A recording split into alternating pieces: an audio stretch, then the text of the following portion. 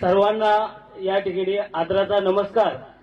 तर मित्रांनो, आज आनंद या ठिकाणी होत आहे की कुठेतरी आपल्या चिंचोलीचं भूषण, आपल्या चिंचोलीचं भूमिपुत्र या भारतीय सैन्य दलामध्ये गेले 30 वर्ष या ठिकाणी देशाची सेवा या ठिकाणी केली आणि एक आपल्याला आनंद या ठिकाणी सांगितला की आता आपले माजी फौजी एस पवार यांनी या ठिकाणी सांगितलं की कुठेतरी खूप मोठं व्यक्तिमत्व आज आपल्या या चिंचोली गावामध्ये निवृत्त या ठिकाणी झालेलं आहे।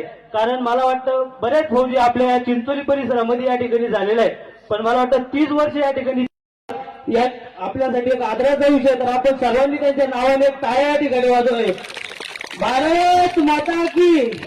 तर मला या ठिकाणी पवार साहेबांनी 2 शब्द बोलण्याची संधी दिली, त्याबद्दल सर्वांचे धन्यवाद। कारण बरेच जण या ठिकाणी बऱ्याच वेळेस या ठिकाणी आहे, फौजीची ज्यावेळेस मिरवणूक काढण्यात आली तर सर्वजण त्यांच्या पाठीशी त्या ठिकाणी, सर्वजण पायी त्या ठिकाणी येत होते। तर कुठेतरी सर्वजण दमलेले आहे, तर मी तुमचा जास्त वेळ या ठिकाणी घेणार नाही।